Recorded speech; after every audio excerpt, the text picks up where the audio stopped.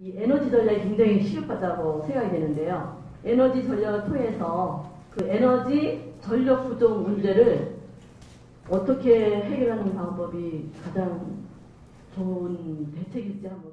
최근 한 10년 동안에 우리나라가 전기 그 사용량이 한 70% 정도가 늘어버렸어요. 지금 우리나라가 발전 용량이 한 7,700만 킬로와트 정도 돼요. 7,700만 킬로와트 정도 되는데 한 1,000만 킬로와트 가까운 정도의 전기가 내년 하반기에 새로 가동이 되기 때문에 일단 내년 12월 정도부터는 꽤 상당 기간은 전기는 괜찮습니다.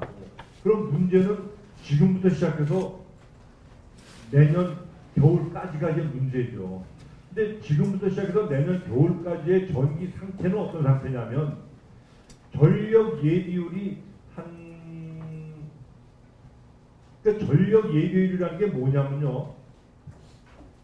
전기를 여러분들이 직접 쓰는 게 있잖아요. 직접 쓰는 거 플러스 직접 쓰는 전기를 공급하는데 거기에 한 400만 킬로와트 정도는 더 공급할 수 있는 능력이 있어야 되는데 그 400만 킬로와트 정도를 전력 예비 전력이라고 그래요. 근데 그 왜 있어야 되냐면요. 예를 들어서 오늘 꿀을 돌렸는데 갑자기 발전소가 고장이 날 수 있지 않습니까? 그래서 학자들이랑 논의해서 정한 것이 발전소 2개 정도는 동시에 고장 날 수가 있다. 동시에 섞어질 수가 있다. 그 다음에 갑작스러운 폭염 같은 게 와서 예측이 안 되고 예측을 넘어설 수도 있다. 그러면 한 400만 킬로와트 정도는 예비가 항상 있어야 그런 경우에 대비가 된다. 그래서 정부는 400만 킬로와트를 항상 예비 전력으로 가지고 있으려고 합니다. 그런데 어제나 그저께 주의 단계로 들어가고 있다고 할 때는 어떤 단계냐면요. 예비 전력이 제로입니다. 예비 전력이 제로란 얘기는 그때 9.15 정전 때 기억나시면 예비 전력이 제로면 이미 제로가 되기 전에 뭘 해야 되냐면 전기를 강제로 꺼야 돼요. 예를 들면 그 매뉴얼에 따라 보지만 서초구 저녁 전기 단전 딱 30분 껐다가 다시 강남구 30분 전기 단전 이러고 전국을 돌면서 강제로 꺼야 돼요. 왜냐하면 0이 됐는데도 그러니까 수요가 공급보다 넘치면 동시에 전기가 꺼져 버린대요. 그게 블랙아웃입니다. 동시에 전국이 그냥 말하자면 왜 집에서도 전기 제품 잘못되면 퍽석하면 그냥 나가듯이 전국이 그렇게 돼버리면 그거를 블랙아웃이라 그래요. 그렇기 때문에 0 가까이 가면 큰일이고 400만을 그런데 엊그제 0이라고 했잖아요.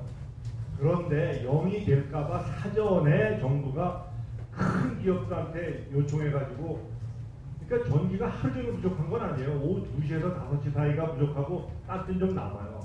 그러니까 2시에서 5시 사이에는 작업을 하지 말아주세요. 대신 그 작업을 오전 일찍 하거나 휴일날 해주세요. 아니면 6시 이후에 좀 해주시면 안 됩니까? 라고 해서 사전에 다 정부랑 약정을 냈습니다. 한전이랑. 그래서 그런 기업체들이 작업을 안 했기 때문에 400을 유지하는 거예요. 그런데 어제 그제는 그랬는데도 부족해서 300으로까지도 내려갔다고요. 전기가 300만 킬로와트로. 그러니까 300만 킬로와트 더 내려가서 240만까지도 내려갔거든요. 예비 전력이. 그럼 240만 킬로와트란 얘기는 그 순간 발전소 2개가 갑자기 고장 나면은 그냥 빵이 되는 거예요. 그래서 정부는 이제 아까 말씀드렸지만 내년 겨울부터 괜찮으니까 그건 하되 그러나 이런 생각을 해봅니다. 그래 전기가 충분해도 그렇지. 여름에 에어컨 빵빵 틀면서 아우 추워 하는 게 말이 되냐. 충분하더라고. 겨울에 기타 틀어놓고서 반팔 입고 반바지 입고 좋다. 이게 말이 되냐. 그건 아니지 않냐는 거죠. 적어도 도덕적으로나 양심적으로 그건 아닌 것 같다 이거죠. 그래서 차제에 절전운동을 대대적으로 하자. 이렇게 저희가 2달 전에 작정을 했습니다. 그래서 절전 운동을 대대적으로 하면은 그래봐야 한 100만 킬로와트 정도 전략이 됩니다. 그러나 그 100만도 사실은 아까 얘기했다시피 작지 않은 겁니다. 게다가 만약에 제가 아까 그 기업들에게 지금 작업하지 말고 일요일날 토요일날 해주세요 라고 부탁을 해서 사전에 약속을 해서 기업들이 지키는 거거든요. 한 4,000개 기업 정도하고 약속을 합니다. 시간대로. 그런데 그게 무료가 아니라 정부가 돈을 주는 거예요. 왜 돈을 주냐면요.